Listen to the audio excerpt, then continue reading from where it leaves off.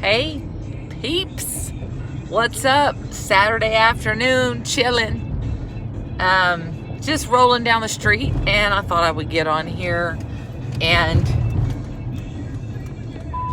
finish a little bit about the conversation that I started about who's exploiting who in the life.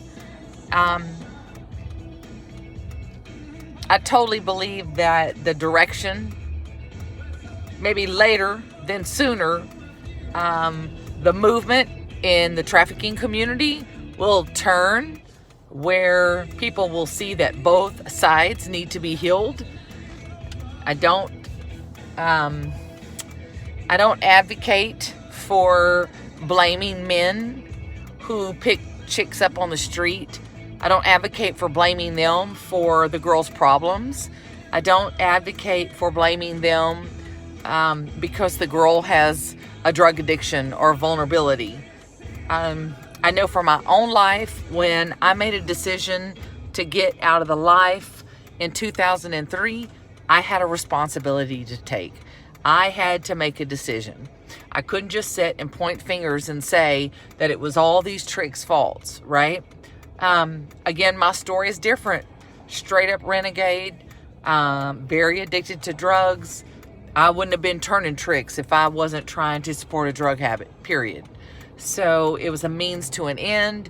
It was a way for me to stack paper, for me to continue to get paid. Now, I will tell you that my life of crime and my life of running men started way before I developed more than a $20,000 a month cocaine habit, right?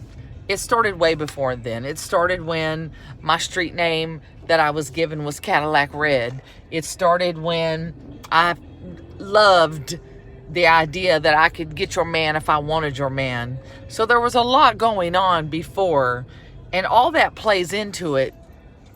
But for me, as somebody who came out of the life, I had a responsibility to make. I had to stand up. I had to look in the mirror, and I had to say, you know what? I'm sick of getting high. I'm sick of going to prison. I'm sick of living on the streets. I'm sick of turning tricks. I'm sick of flipping tricks and hitting licks and always looking over my shoulder and tripping out because of all the people that I ripped off. Because you best believe there's a reason that we called them tricks. So I know you guys have heard me say that before, but I just wanted to get on here and talk a little bit about who's exploiting who. I began this conversation a couple of weeks ago, and I uploaded a video, which, if you don't know who I am extremely famous. I'm a very high profile celebrity. Okay, no, I'm just some chick. My name's Tracy Dudley. My channel's Tracy Love.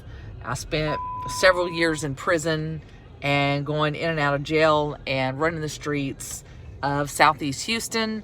And so I still run the streets of Southeast Houston. I just do it in a different way.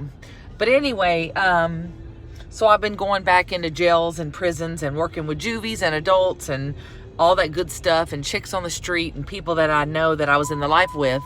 I've been doing all that since 2004. And so I just want to speak into something that is near to my heart, that I believe in, that I believe is very much on the radar, will be coming soon, where people will start looking at the fact that it's not men's fault. You got to ask questions. I know people who sit on panels and that have organizations, and they talk about protecting the girls, and they talk about doing all these things, and they come to the table because they used to buy. They were buyers. Well, my question to them is, why were you buying chicks on the street? What was going on with you? Anybody that's a pimp that thinks they can sell some chick and beat her down and make her work the street, that dude's got issues. That dude's got serious issues. So I know for so long, for so many years, it was always about locking us up, another prostitution charge. I stayed getting dope cases. I stayed getting delivery charges. I stayed getting prostitution charges. And the dudes would just totally get let off the hook. Got it. I think that they should be held responsible too. But I don't believe that it's their fault, and they should be held responsible if I'm making a choice to stand in front of a motel to hit a lick so I can get high. And so I represent the other Tracys that are running around, that are renegades, that are either in the life now or that have gotten out of the life and they want to do something. They want to help other people. That's what I'm all about. That's what my ministry, Project Girls, is about helping chicks stand up and fight for their life, helping them recognize that it ain't nobody's fault and that I wasn't being exploited. We were both being exploited. Plenty of dudes, plenty of licks, plenty of dudes sent home. Take your broke home, okay? And that's a real place. That's a real thing.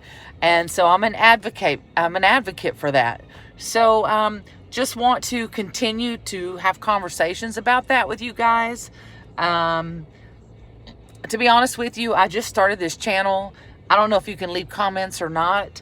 But I definitely this is kind of where I'm at right now, is having conversations about both sides needing to be healed, and that individuals that were not trafficked like myself, I was not trafficked, but individuals that were like myself, they need to quit blaming, quit trying to get victims compensation, quit trying to get all kinds of money and saying they were victims when you know you were not a victim.